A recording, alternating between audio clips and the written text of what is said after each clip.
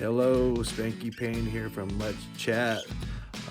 This episode was filmed in November of 2020. So a lot of things had happened in this time period since then. So, life changes, divorce, and actually got a new band called Just a Tip, and I'm engaged now, which this all happened since this interview has been recorded. So a lot of life changes and a lot to deal with, but I'm finally finishing this editing and I'm glad to share it because Jonee Earthquake is one of the greatest. So yeah, thanks for watching. Looking to do more interviews again. If anybody is a band or promoter or anything that wants to be on Let's Chat, contact me at spankypayne.com. Thank you. Bye. Welcome to Let's Chat with Spanky Payne and co-host Al Reardon at the beautiful Spanky's Dive Bar.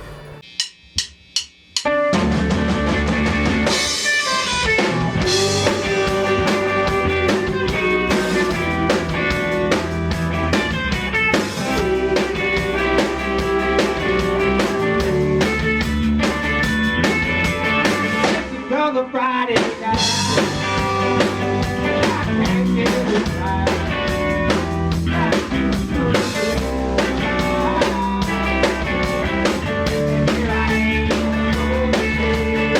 I need a change.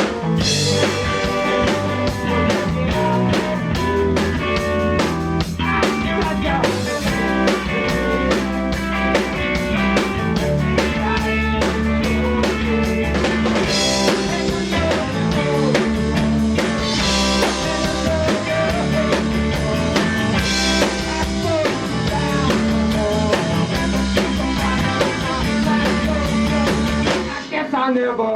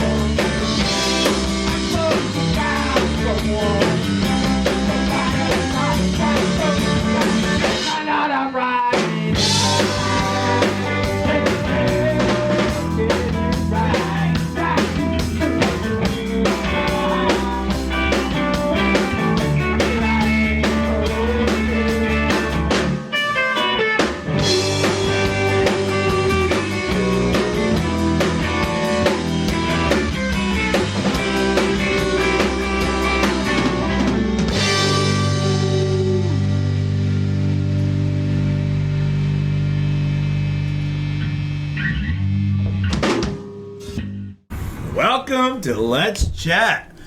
We have Al, the co-host, me, Spanky Payne, we got Presley Payne, and we got the fabulous Jonee Earthquake Band. Oh yeah, legend, local legend for New sure. England punk rock legend, I would say. And we've heard some of his tunes already. What was the first song? We've heard him. You haven't heard him yet, but we've heard depends on what order you run them in. Oh, whatever you want. What was the first song you played? It was called Another Friday Night. You just heard Another Friday Night by them, and we're gonna ask them some questions, and We have questions. we got some serious ones too. Oh, boy. Serious questions. I'm terrible at this. Well, you should be used to it by now. Nobody wants to know much about me. Yes, That's we do, and yes, bullshit. they do, and that's why we're here. So, Jonee, I saw him first at the 10th anniversary G.G. Allen show, which I wasn't really allowed in because I got in trouble. But I snuck in, and that was the first time seeing Jonee, which the funny thing is the first band I saw before you, I saw Midnight Creeps, and they did Ballad of Gigi. And I was like, oh, that's a cool song. And then when Jonee played, I'm like, whoa, they're covering the Midnight Creeps. No. Come to find out, no, that was Johnny's song. So, did you know the Midnight Creeps and all that? Yeah, we kind of had like a mutual admiration society going on. We were playing a lot of the same clubs, and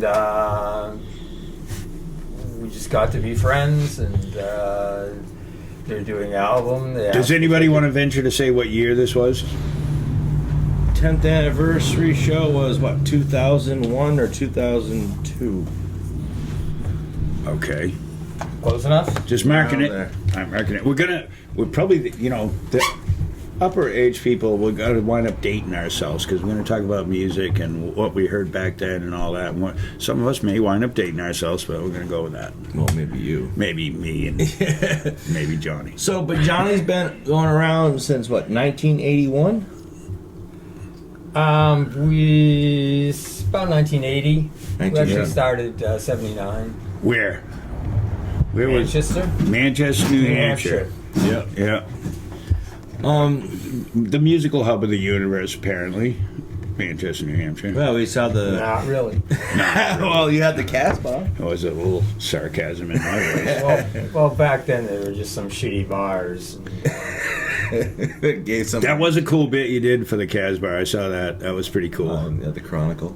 Yeah. Oh, we saw it on Chronicle? Was that Yeah, a I TV think that's show? what Yeah. Yeah. He never played this place again. Made me think of... let's get to know everybody first. Okay, so... Introductions. We're gonna go with your drummer, Luke.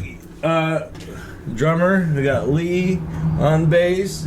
We got Jonee, which is Johnny Earthquake bands have been through a lot of changes. Well, many iterations. Well, Not many- We should mention that we're not.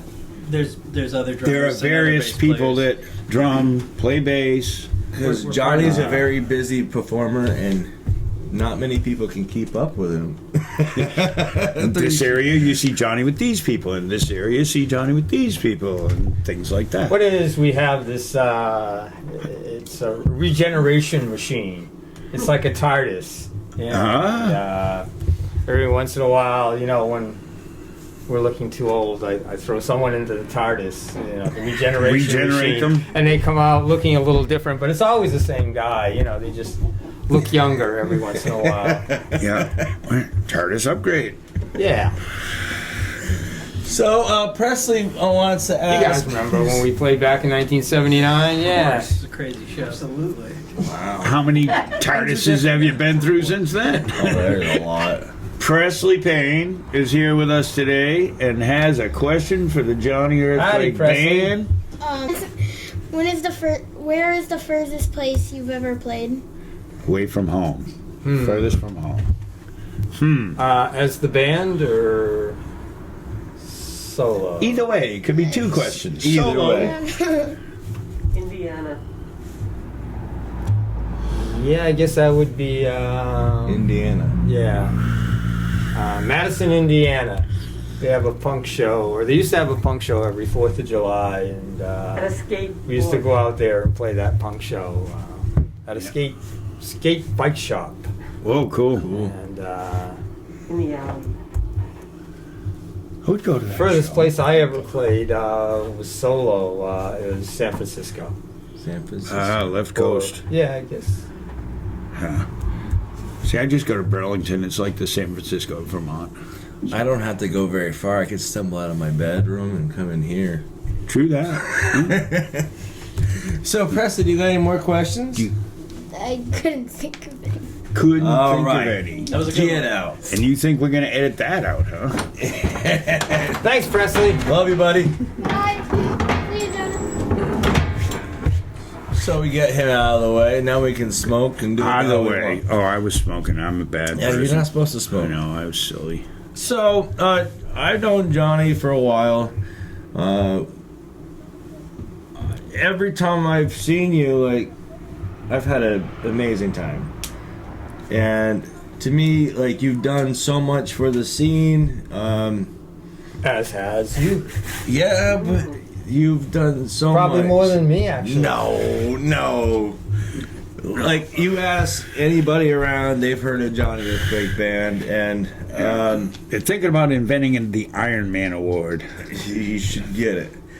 But you know, I'm just grateful that for people like you that invite us to play places, you know, because I think there's a. we wouldn't exist without, you know, you and like other bands who've invited us to play shows with them and other promoters and.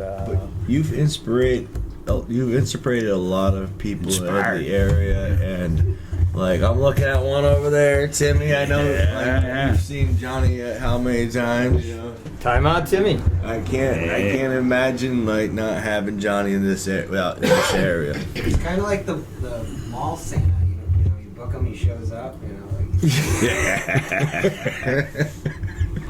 A little less creepy though. Yeah. Couple times. He's not having kids sitting on his lap. So we kind of marked out 40 years of playing music for people.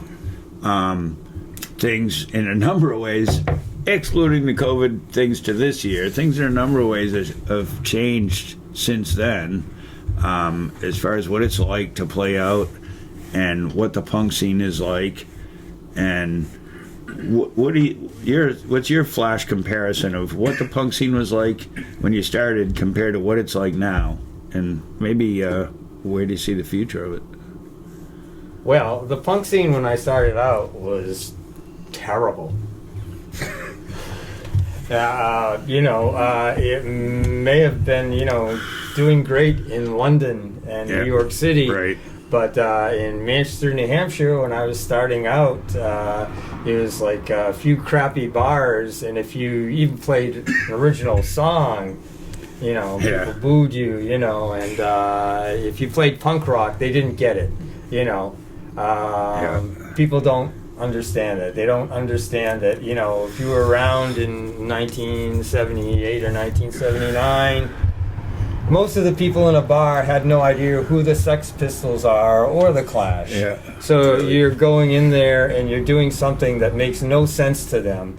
And Play Freebird. so, it was very much play Freebird. So it was the song "You'll Never Play This Place Again" was true. We just did so many audition gigs and never played the same place again because they threw us out. Yeah, they were like, all right, not like, that. It wasn't like, 79, everyone thinks, the year punk rock broke. Well, it didn't break in Manchester, it's like, you played there and you got booed and the club owners said you'll never play this place again, and people threw beer cans and,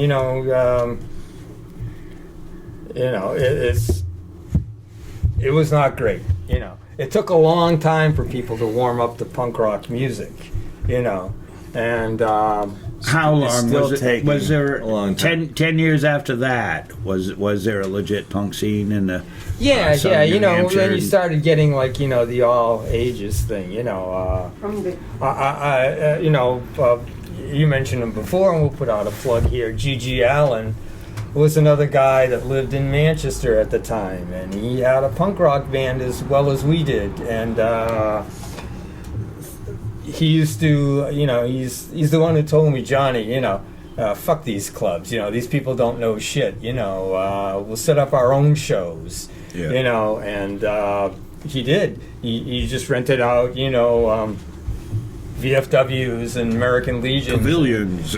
This wasn't happening before that, and that was the beginning of like the real punk scene where, people like Gigi would put on shows themselves, and I was lucky enough that we were one of the bands that he would have open for him, and Yeah, cool. so once the all ages thing started and kids started renting their own halls, that's when the punk rock scene really started taking off, and it's been great for a while, but now that we're in COVID, the idea of renting a hall and having 100 kids happening. smashing into each other, I don't know when that's going to happen again.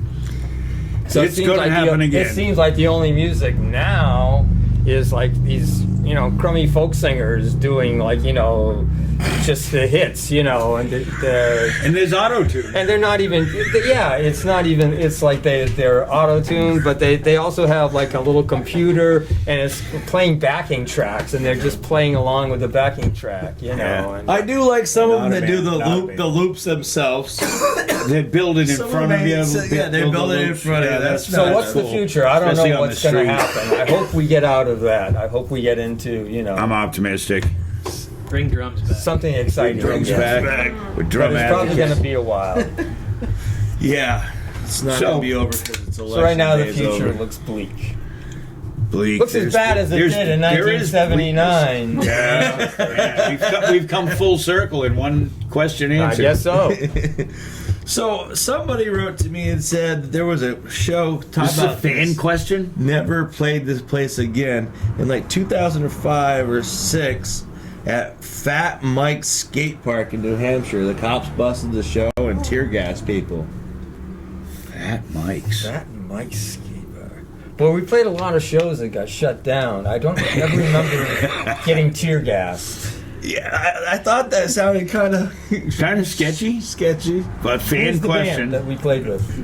Oh, I don't It was Andrew. Andrew, he's a tattoo artist in Sure looks Proc. like a training It was bomb. it was in the middle of nowhere. This skate park. Janie remembers it. I don't remember. It was I tear remember gas? leaving early. Janie I Promo, remember our merch leaving girl. early, but I don't remember. Oh wow! But I do remember it shut down during playing the 802 in Springfield, and the person didn't show up that booked the show, but his girlfriend was running sound, which she did not know anything about sound, and she you guys played like 3 songs, and she's like, you guys gotta shut down now, and you never play this place again. She shut your mic off, but everybody was singing the song, and you were still playing. That was probably one of the best ones I've ever Over here in Springfield. Yeah. Yeah. Right in the friggin' Main Street window. That was probably the man. fun. She did not like us. She did not. And the other bands were horrible. Wow. I did a condom trick that night, I think, Oh, yeah. after it got shut down. Snorting condoms. Snorting condoms. Great. Yeah, I started that. So, what we have We used to here. always fight to play early in a show because you wanted to play before the cops came and shut it down. Yeah. Not all these shows were legal. They were not necessarily. You rented the hall or whatever. It's like somebody Yeah. just had a Right. field in the woods. Yeah. They They call it a flash mob now. But Yeah. yeah, it just happens. And you It gets just, created. you bargained with them. You say, hey, if you let us play right now, we'll do a real quick 10-minute set, because you knew the cops were coming. Yeah. There was a bunch of times when Morpheus played that they put us as a headliner. It's like, we never put Morpheus as a headliner.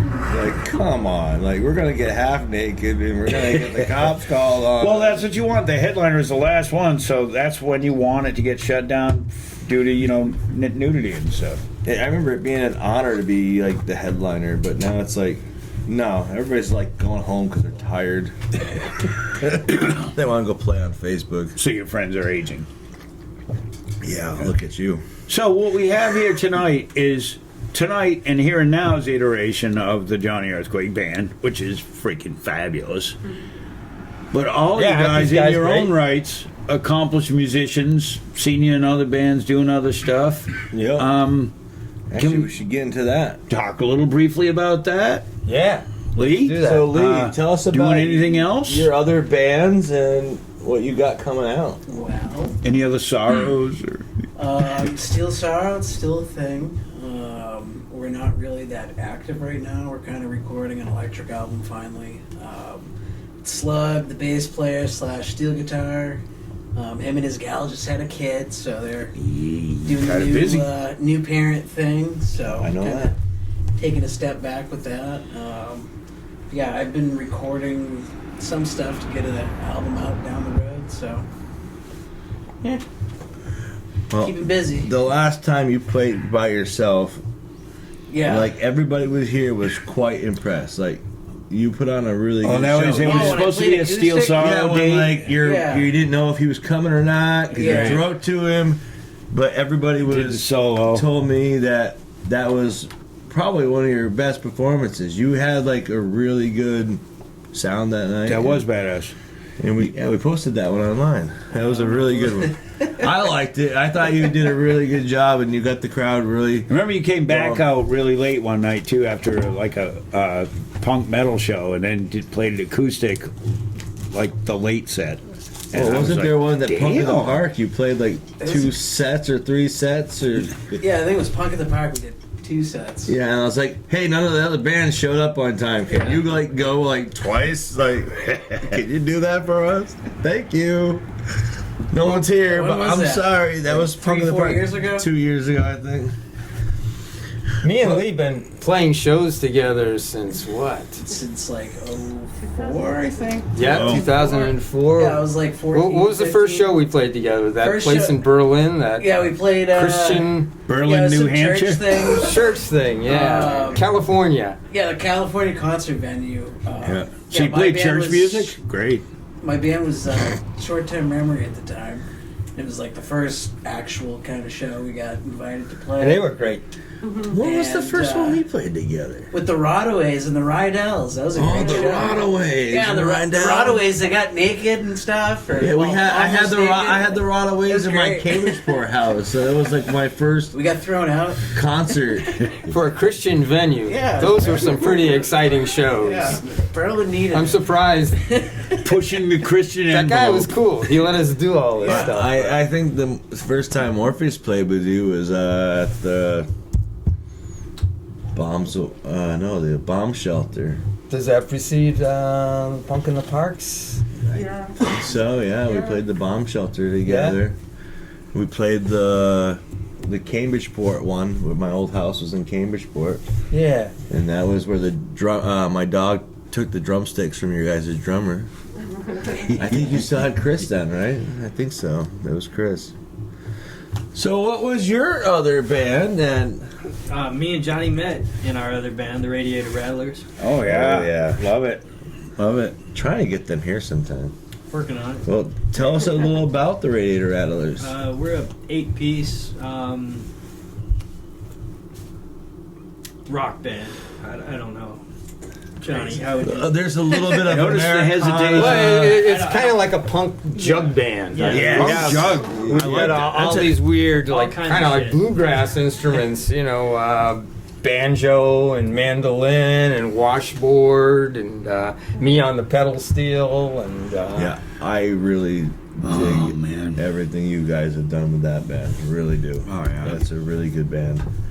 And apologies, the reason why we haven't come up here is when you get 8 people, there's always somebody who's unavailable. Right. It's like So kids. You gotta wrangle them together. And, Yeah. Yeah, that is Herding difficult. cats. Yeah. Can't be done.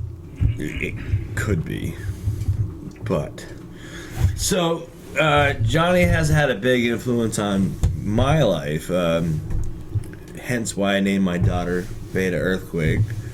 I've always wanted to name my kids after musicians, and it was kind of famous people at first, but then I was like, I wanted Waylon Cash at first. If it was a boy, and my wife was like, hell no. And I was like, well, you just never let me pick. I was like, Beta Earthquake, and she's like, I could live with that. I'm like, all right. Beta Earthquake's her name because we named her after the My Girl, and then Earthquake was after Jonee. But my daughter loves you. Every time she hears her middle name, she's like, I'm named after Jonee Earthquake.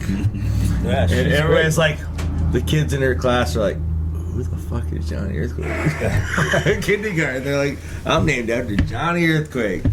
So look, we're lacking It's okay to be kindergarten punks. We are. Kindergarten punk. Well, You got any serious questions? Actually, we should go to the next song. What was your second song?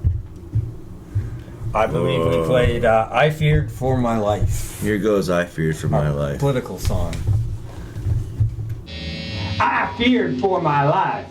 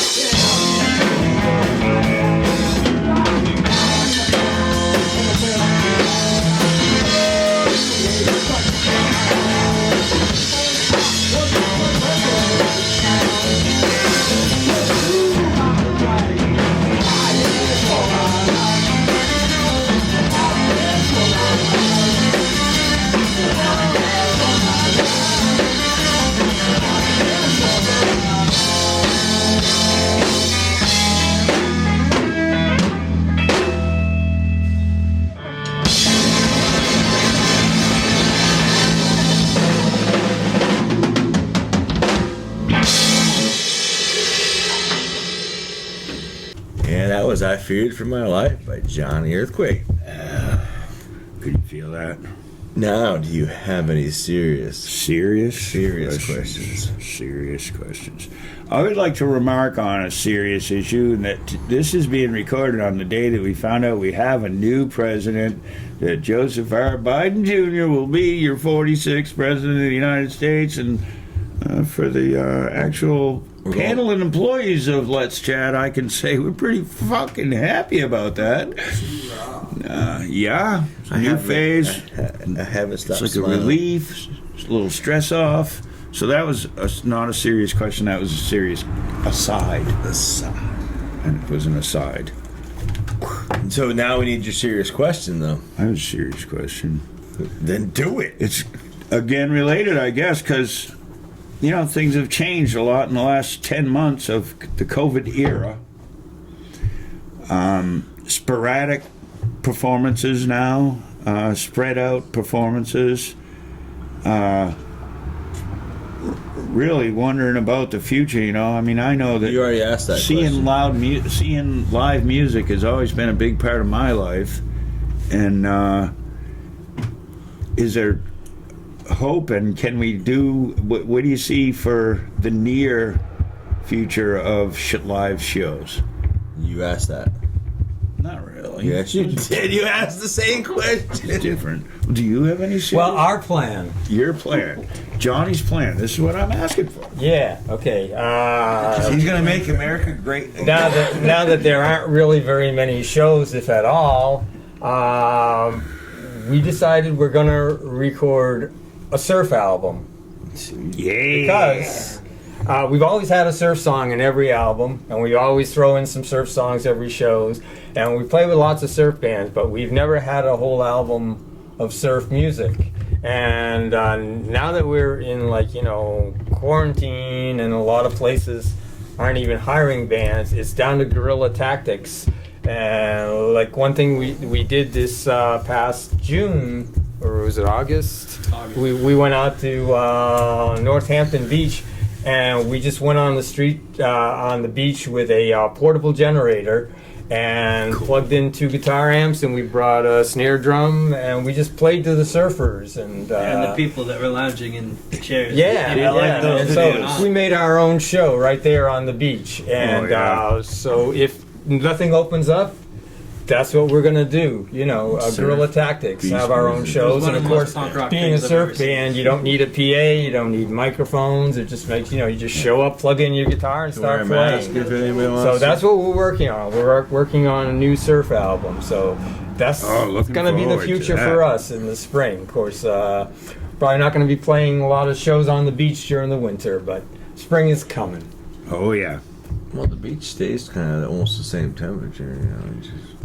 I've seen that shit in February. I walked on that shit in February. You can't. No. You just gotta play right in the winter there. Nice freezing spray from the ocean. Oh yeah. On your strings. Turn to ice instantly. So, I have a question. All right, shoot it. I don't know how serious it is, but it's November. We're heading towards Christmas time. Oh, There's a lot of Johnny Christmas music out there. Well, we're gonna have anything on the horizon, Christmas-wise, Johnny? Christmas album. Well, we haven't even learned our Christmas songs because we've had no invites to play any shows until next year. So New Year's songs it is. Well, we may not have a New Year's gig either. Hopefully by Easter. I mean, if something comes up, we'll learn them, but I tend to think that ain't gonna happen. But you're not doing a Christmas album this year? Might have to wait till next year. It's not looking like we're gonna have Christmas. Check out some of that Johnny Christmas They're already music canceling Black Friday, and I know what the hell. online, and telling people don't invite anyone to your house on Christmas. That's the day I get rid of my wife. Black Friday went great. On the shopping day. Yeah. Gone, just gone. I'm just stuck with the kids as she's shopping. So sorry guys, no Christmas this year. Oh, well. Hey, there's Christmas. Listen to this the year, no Jonee matter Christmas what. music that's out there. There's plenty of it out there. Check it out. Buy that shit. So, But we're gonna do some Christmas songs on your show. we're gonna do It's gonna Black be a Plastic. We're gonna It's gonna spin have some we're records. gonna spin some records and play some Johnny's picks. Have of we seen Christmas that? music. Black Plastic? It's another show. It's a podcast, and it gets videotaped, and you can see the video version, but it's a podcast, and it's about vinyl and Spanky's We're collection. gonna have Timmy and on now it soon. Other people's collections, Johnny maybe on it. Johnny's stuff. So yes, it's a good show. I enjoy Oh, it. yeah. Check it it's out. it's a copyright fucking hell to try to friggin' fight with those people, but I get it going. Fair use. Fair use. Yeah. So I we're did- gonna play some Christmas songs that you guys have never heard before. Ooh. We were talking about the Holly Jolly Christmas album, not the 45. I've been trying to get that, but that's a hard one. You have it? I don't have the picture sleeve, but I do have a copy of the 45. Damn, I want that one. You know the thing about Christmas. Well, we're not supposed to be talking about Christmas, but Why you not? know the thing is like I love Christmas. Christmas is like separated from all the other records. Or at least it used to be. There's not that many records out now. But the way it used to always work is regular records. They made them all the time. They always kept them in the warehouse. Christmas music. It would come out, a couple weeks before Christmas, and then disappear. So they didn't want to. They didn't want to have to store Christmas records for 11 and a half months. Yeah. So what record companies would do, they would press a small quantity of records and hope that they all sold out and they wouldn't have to store them. And then the following year, they would repress it. So something like White Christmas by Bing Crosby. They got that one. That every year you can find like a different pressing of every single year of White Christmas by Bing Crosby. But certain artists, like Burl Ives, there was maybe one or two pressings of Holly Jolly Christmas, and it kind of went out of favor. So unless you Not find with me, it did. the 1966 It's still my or favorite the Christmas song. 1967 pressing, that's it. That's all there was. Yep. They didn't repress it each consecutive year. And was It one wasn't of a them big linked enough to the hit. TV event? Pardon? Was one of them recordings linked to the TV event? Well, actually, the 45 was a re-recording of the song, but the song does appear in the Rudolph the Red-Nosed Reindeer TV special. Right. Which is great. Watched that a few times growing up. So that's why that's a rare 45. I got the Rudolph the Red-Nosed Reindeer soundtrack, but don't have the actual 45 for the jukebox. But yeah, also at his Christmas parties, he has like a VHS videos of like almost everybody's Christmas performances. That is a fun mix. Yeah. Like I don't know how many hours you got a video of everybody's Christmas performances and ones you would not expect. There's like 14 hours. 14. 30s, 50s, 70s, 90s, current. No, I've gone out there and watched it in the living room and it's like, holy crap! I never knew he even did a Christmas song. He had the So we won't Ramones. be able to have our Thanksgiving, Christmas get-togethers this year, but we're gonna play Christmas tunes for all the people on Christmas Day. If you have got nothing to do, nobody to visit, you can play Spanky's Christmas podcast. of Christmas Black podcast. go. So we're gonna do that There we go. early December. So I want you to ask your question. The one you always ask about the back seat. Yeah. So, And it's not what you think. we're all of slightly varying ages here, and to pin that down a little bit, This is for everybody. and I ask this because it's seriously the most thing I'm curious about a person, and especially a musician, is imagine yourself that you're like 10 years old. Wait 1 second. Like that. Hey, you gotta stop screaming. You're recording. Murder going on outside. Let's keep All right, we're back. Okay, ask the So question again. imagine yourself, and you're around 10 years old, maybe riding in the car, maybe at home in the house with the parents. What are you hearing for music? What are they playing? What are you hearing? Pretty much what your parents were Johnny? listening in the back seat. One of the first songs I remember hearing on the radio was 16 Tons. Yeah. Tennessee Ernie Ford. Still doing it. I was probably not hearing the Merle Travis original. I was probably hearing the Tennessee Ernie Ford Me hit too. version. Yeah. But that was mine.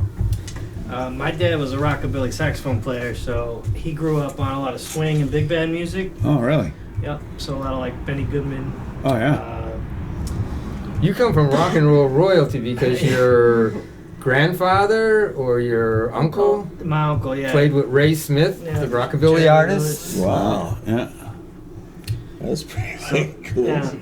Fun fact. Lee? Lee? My dad was into like 70s rock and stuff, so I remember specifically driving around my dad's old Camaro, T-tops off, CCR up around the bend, cranked. So, yeah. I still love CCR, man. Old CCR Fogarty is voice. great. Yeah. You know, fun fact about Did you say that- yours? Oh. All right, 10 years old. Probably the Grassroots, maybe. Things like that. Buffalo, Springfield. Your parents were listening to that? Yeah, it was what was on the radio. And my parents at 10 years old, from my father, I would have been hearing maybe Hank Snow. Yes. Or Marty Robbins. And from my mother, Rod Stewart. Fuck, man. My mom loved Rod Stewart. And Harry Nilsson. I first heard Harry Nilsson from Well, my mom liked the mother. Rod Stewart that Just was like like Harry Nilsson. his Disco? late 80s. Yeah, I'm gonna know. Legs version. Yeah, I didn't Hot like legs. that. But yeah, No, for, no. okay, so I'm these gonna two were, the hosts are doing it too. I remember sitting in my parents' van going to a dentist appointment and listening to like Pink Cadillac by Bruce Springsteen. Okay. Which, you know, that's fucking a badass song. It's stuck in my head. I like the Aretha So Franklin. every time I hear that song, I'm picturing myself coloring those color by numbers in a big. You get dentist van. fear when you hear that? I still don't like the dentist. But at least these are all fake, so I don't have to worry about those. Wow, they turned that question right back on. Trivia question. Funny how I did that. What was Rod Stewart's first appearance on a record? Was it The Faces? Was No, earlier? before that, probably. Not.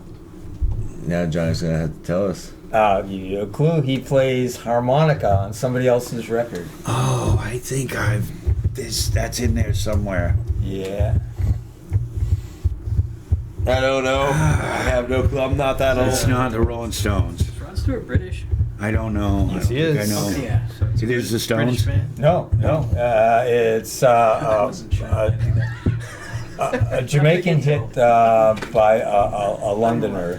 Her name was Millie Small. And it's called My Boy Lollipop. It's about 1964. I know that one. And he Wow. happened to be in the studio, and he said, "Hey, let me do Wow. the solo." Wow. So- Didn't know that. But my dad would listen to, like he said, Mel Tillis, George Jones, Yeah. Hank Williams Sr. Me and him used to bond over listening to George Jones and just singing it, blasting it. Which I think George Jones is still one of my favorite country singers in the world. Actually, you played a birthday show, and it was like George. Cash, Well, no. There was one before that. At the junkyard, George Jones just barely died, and I was. Nobody just barely dies. I was. You can die or you don't. I was drunk off my ass. 'Cause it was like 2 days after George Jones died, and he played. He brought only the pedal steel. Played at the junkyard, and he played only pretty much country songs. Mostly Okay. Jones. And you played some Jones. George Jones. And Yeah.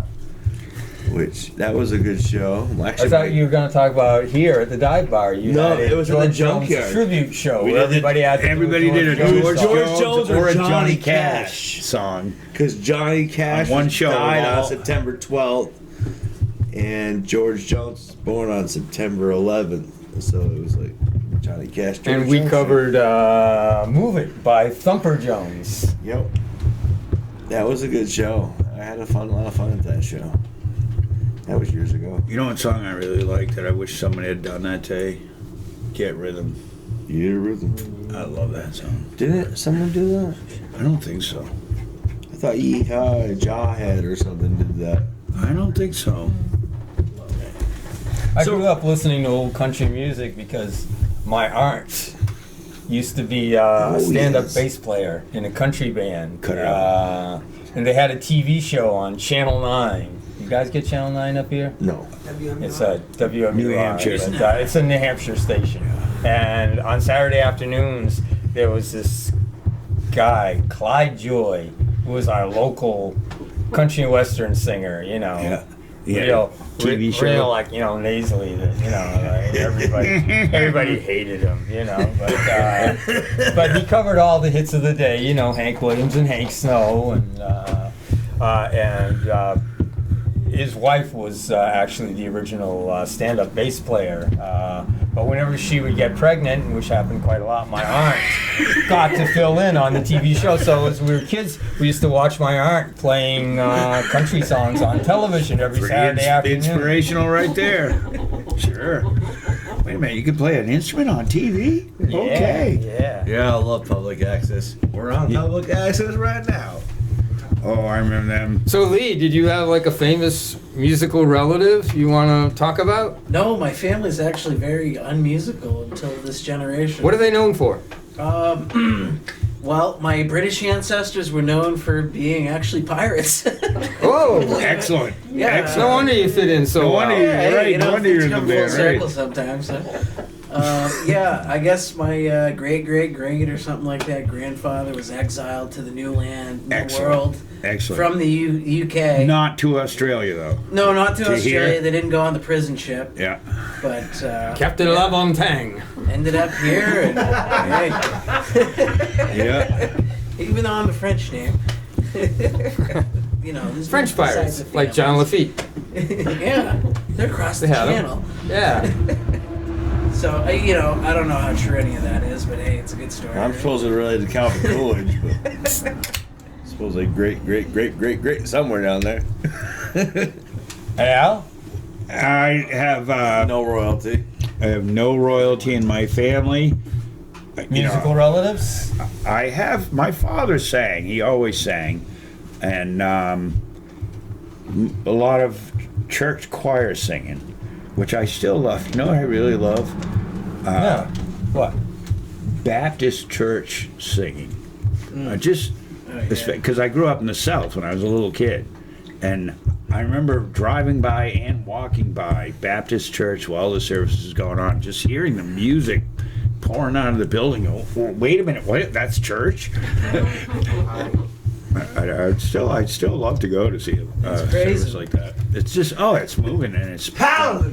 And I don't. There's a lot of things that people have that I don't have, but the music part is really cool. Me, I didn't have no music family. Like, my dad would sing, you know, he liked the song Crying in the Chapel by Elvis. He was a big Elvis fan, which I'm a big Elvis fan. Could be genetic. My uncle, I guess he played guitar, but by the time that I was old enough, he had that disease,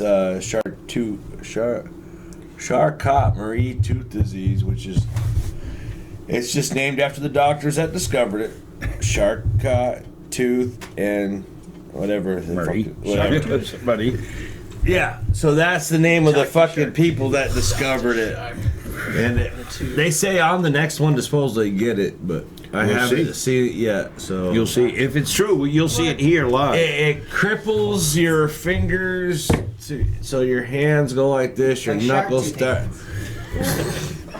So you go. And when you walk, you have to use the canes that go like this and walk like. Oh, I've seen them people. So I have Hammer claw banjo players. I'm supposed to be Claw the hammer next banjo, in yeah. generation to get it, which most of them got it by 35, 40.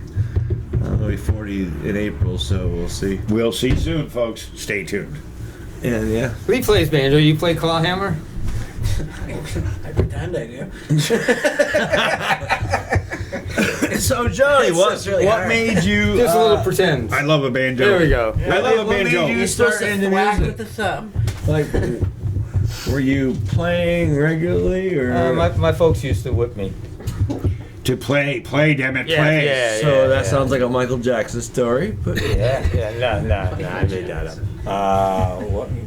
My uncle I think he's whiter than you now, played though. guitar, and I guess he didn't really influence me to play guitar, but like we used to go visit my grandparents on Sunday night, and Sunday night was Ed Sullivan night. Yep. And you know, he said Sullivan had the Beatles and he had the Rolling Stones, you know, and my uncle He had a lot of them. said the Beatles, they're not real good musicians, but the Rolling Stones, those guys can play.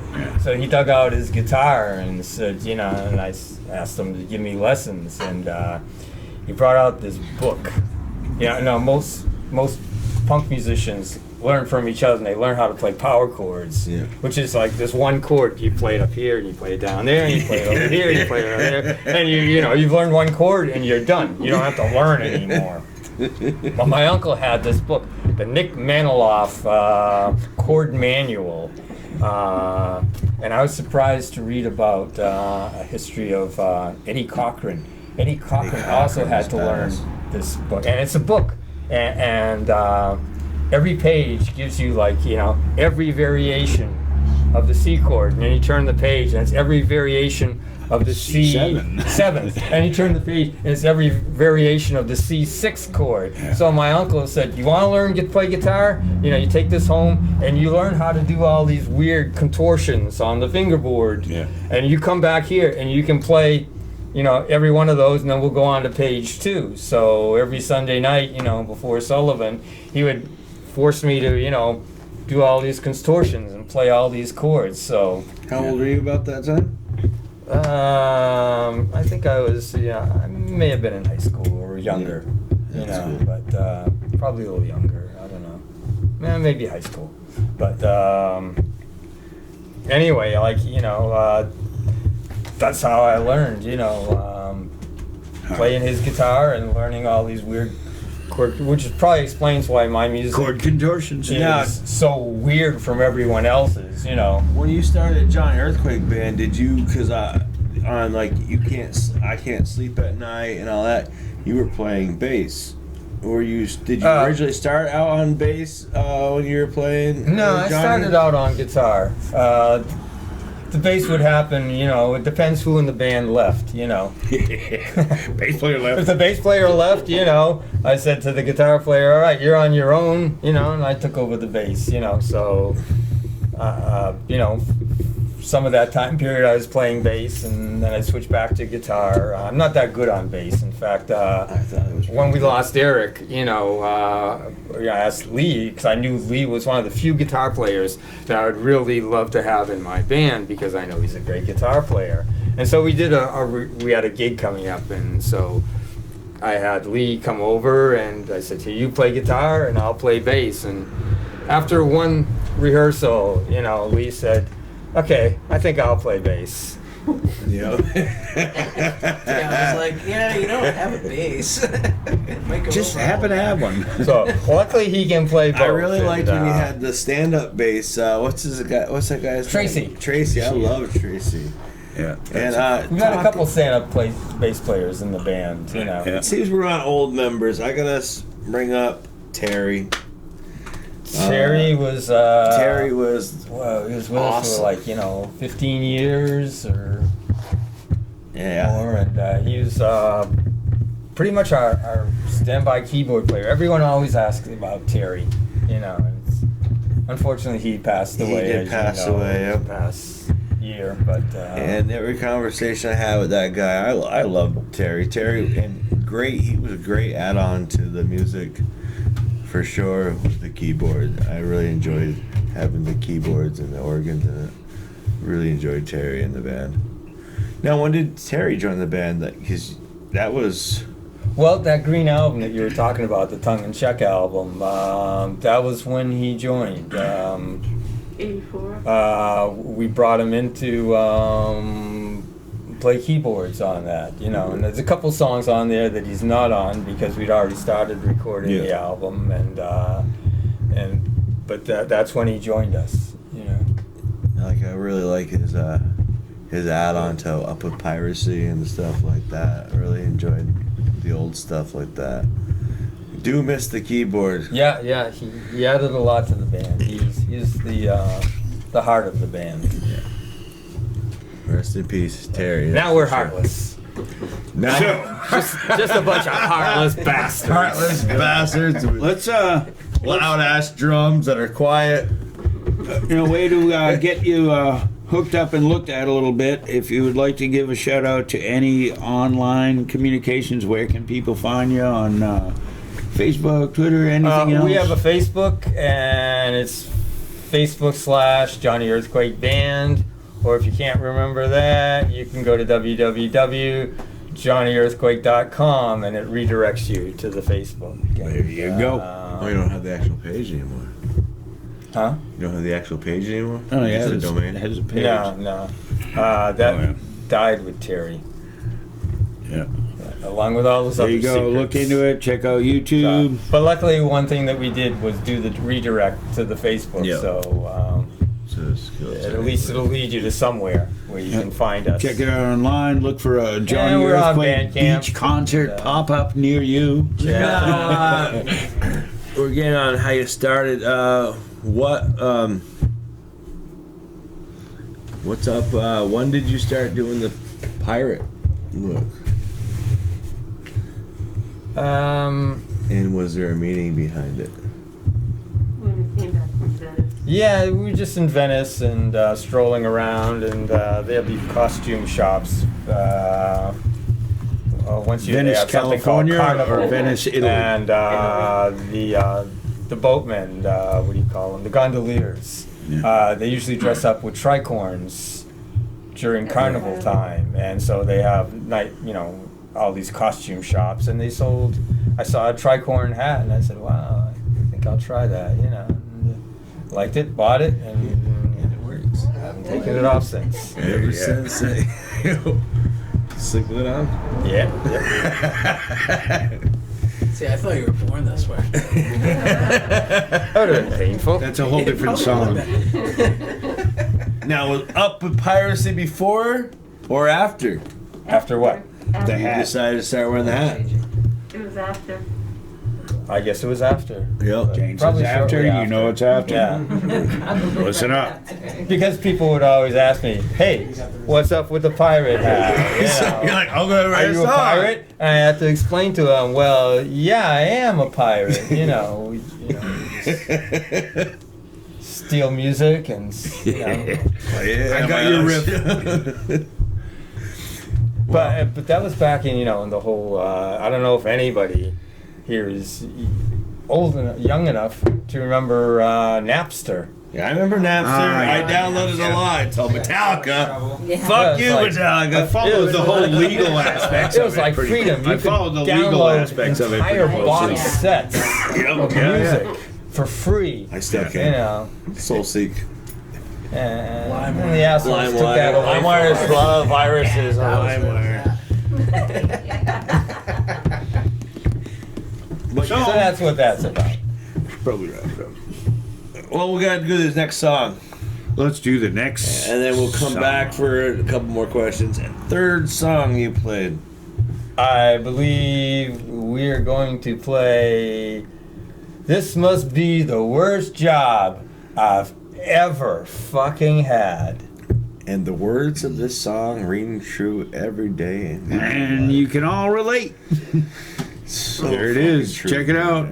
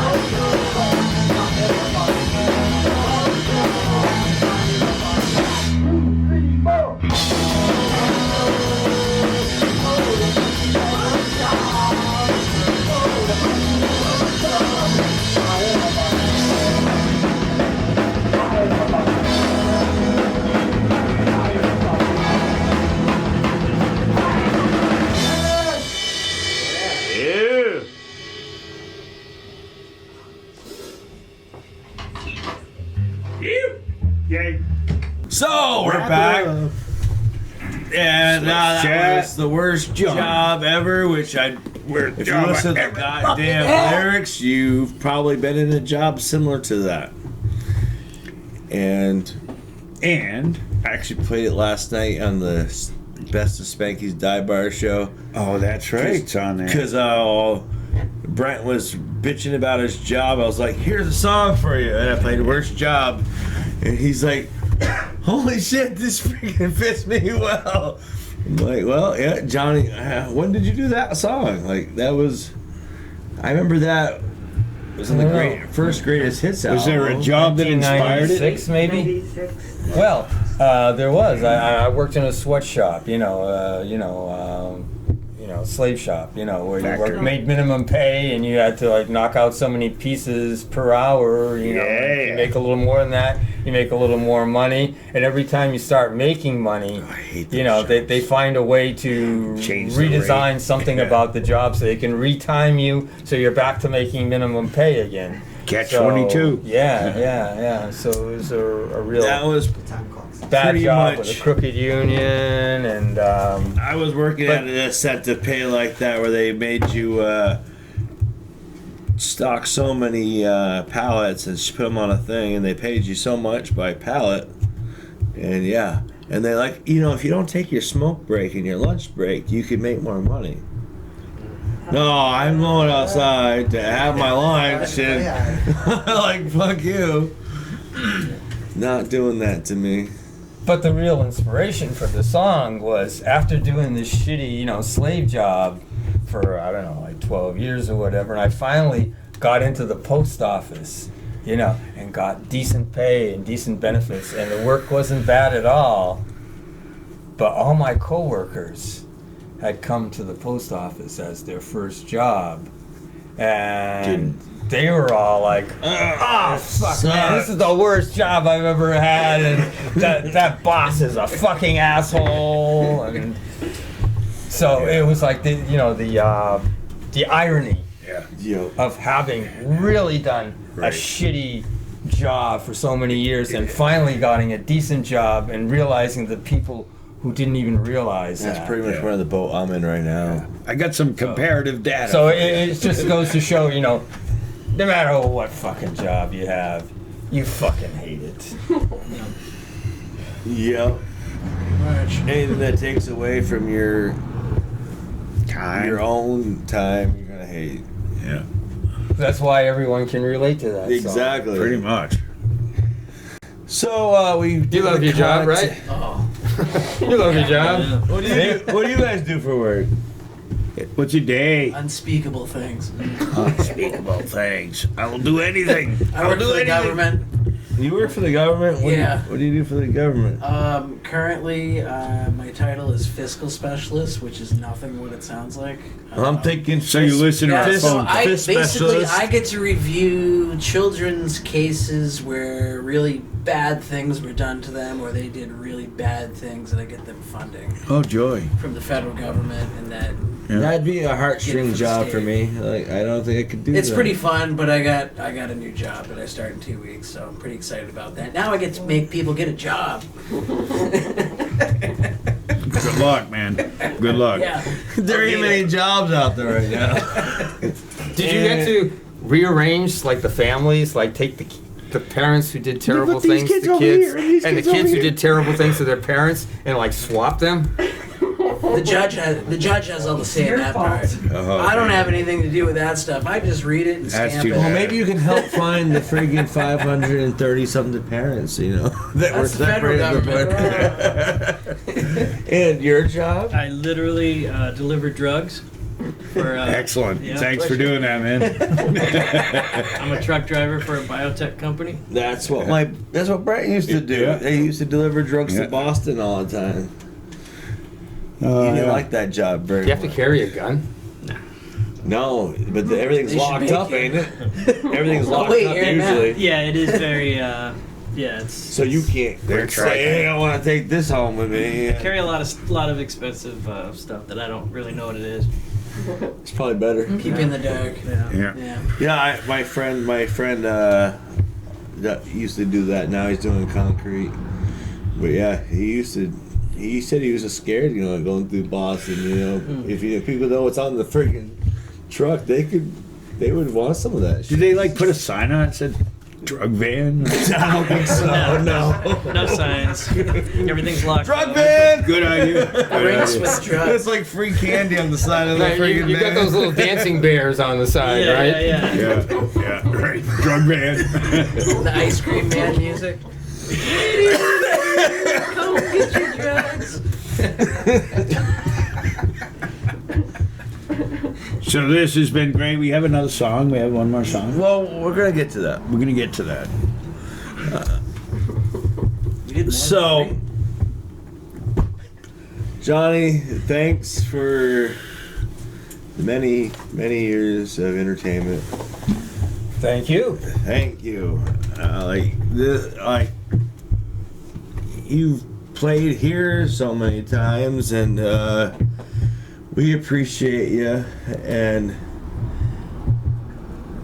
we appreciate you inviting us. could not imagine not having a Jonee earthquake in our lives for sure.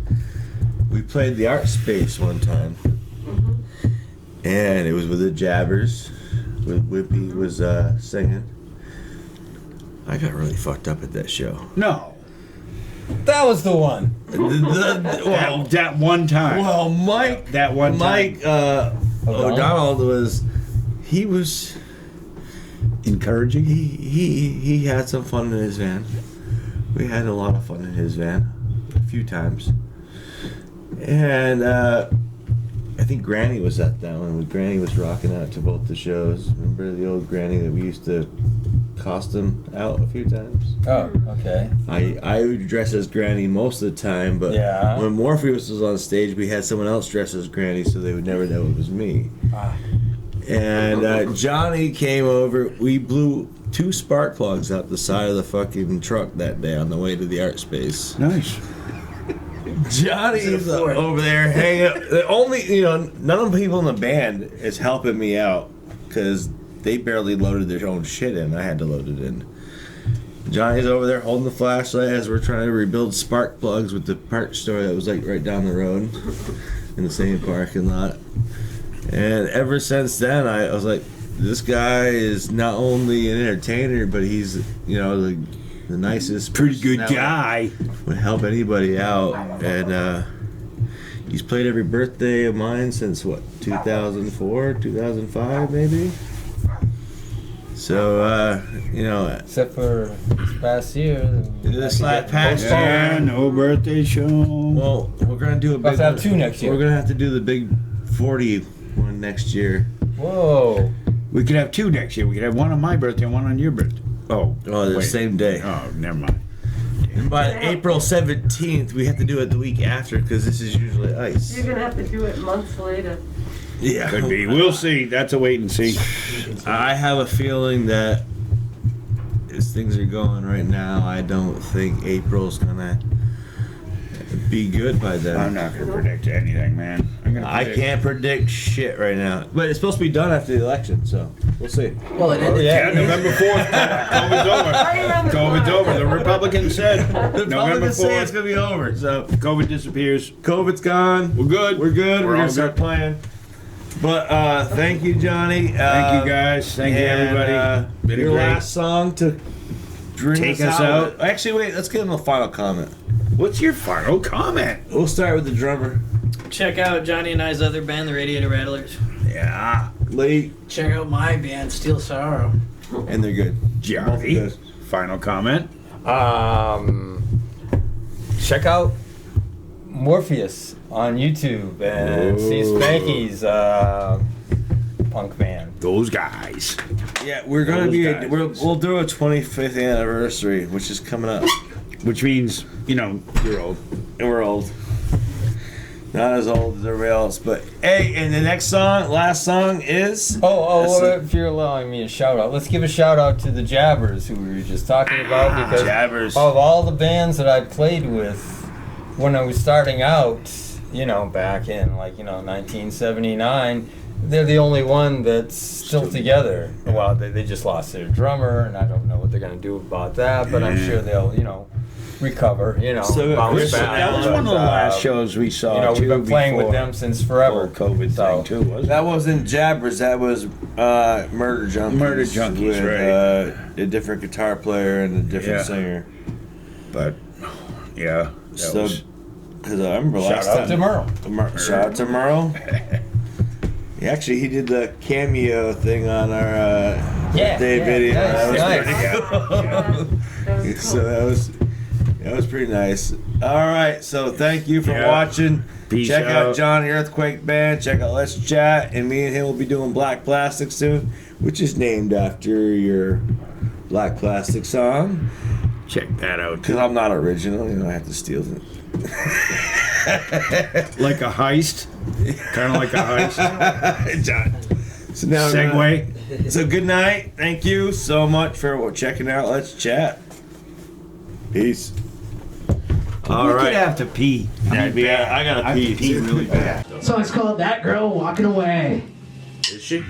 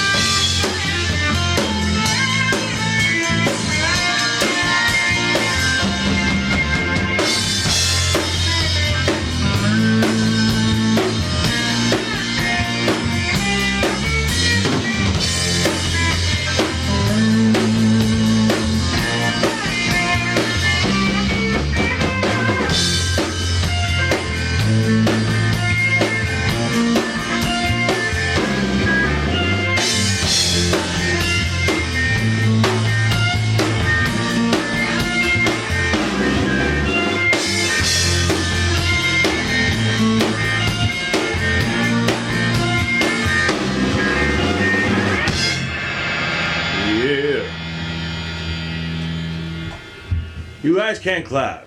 It's all right. Oh, all right. I was just No evidence that clapping spreads corona at all.